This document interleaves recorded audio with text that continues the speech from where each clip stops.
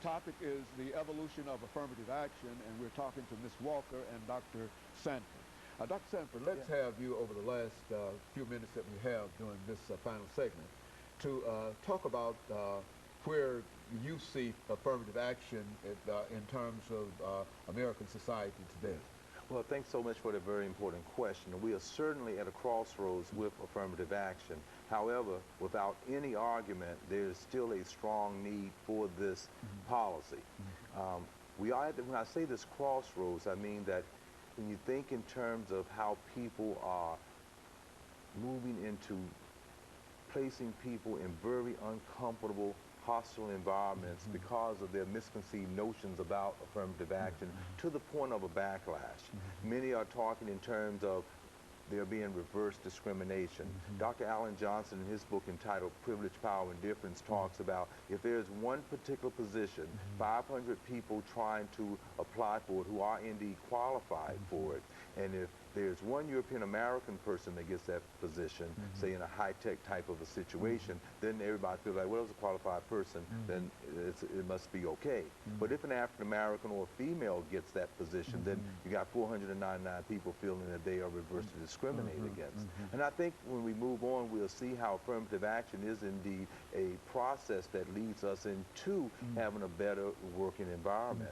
The American Association of Higher Education, the American Council of Education, looks at this process as actually benefiting the majority group in much more of a powerful way than even the minority group at institutions of higher learning as well as in the workforce. As you know, in 2003, the Supreme Court had to make a decision, as did with Brown, as did with Presley, as did with the Dred Scott case, about affirmative action.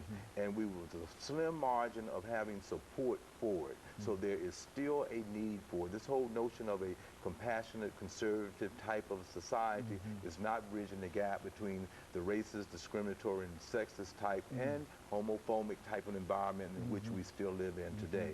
So there is still needed there to try to give people certain types of opportunities and fairness.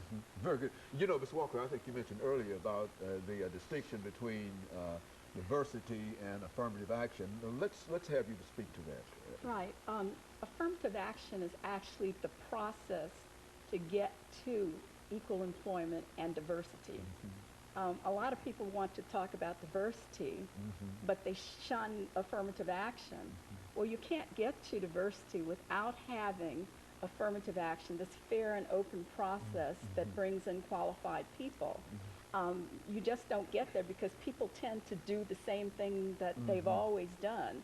So if you don't have a program that requires people to do extensive outreach, to advertise in the right places, to have a fair job description, to bring people in and not to have harassment and discrimination in the workplace, then you can't have diversity. All you have is a revolving door. People coming in and people going out and filing cases of discrimination because they're not treated well in the work environment. So we have to understand that even with affirmative action, we don't get the kind of diversity that we should be getting at this time because people are still dealing with nepotism, bringing people, friends, families. I speak about the extensive form of nepotism and also putting people in place because it looks good to the community. That is putting African Americans or Native Americans or whoever in place who are not qualified. I think the most egregious act that can be performed is to place anybody in a position for which they're not qualified. But historically, in nepotism, you'd place Uncle Joe's son in the company, and then there would be support for that person so that they would be trained to move up the ladder. Right. Situation. But you put an African American youngster in the mailroom, guess what? He stayed in the mailroom. He didn't get somebody to coach and to mentor. If you ask anyone in the higher echelons, you will find that they were mentored. And the fact is that many of the protected groups, African Americans, Hispanics, women, do not get mentored. They do not get supported. In fact, what you find, if you get a person who's well qualified and very knowledgeable and very capable of doing the job, they become a threat. And they're seen as arrogant, or they're seen as being too aggressive. Persons of color always have to walk this real fine line. You know, are you too passive? Are you too aggressive? But if you're doing your job and you're doing it well, you can become a threat to those in power. And I might say that this whole issue about equal employment is not only about race and gender, it's about power. And we talk about a glass ceiling.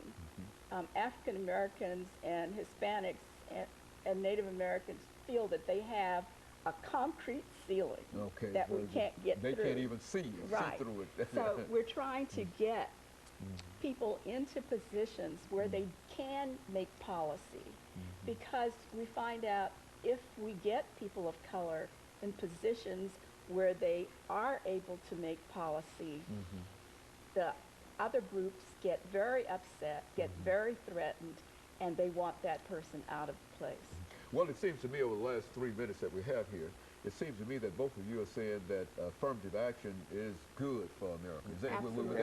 Let's have you speak, both of you speak to that. Yes, well, I think it certainly is very good for America, because as we look at that historical backdrop, we haven't gotten any place close to fairness. Anyone that talks about we have arrived and there's this whole idea of reverse discrimination, you show me the location and let me see how many managers there are, how many CEOs, how many people there in the workforce, and if it's reversed from how it has always been, meaning flip-flop, then I would say, well, yeah, we've arrived. But to this point, we haven't. And as far as policy is concerned, what you are hearing in common language is indeed the use of quotas, set aside, prefaces, those types of things. And you're finding young students at majority universities are using that language without understanding what we have shared today.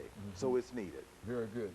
I think that is very crucial, that somehow our young people are being made to feel that affirmative action is a blemish on them. And it's not. It's the process by which they can get into the workplace and not be harassed and not be discriminated. So it's very important.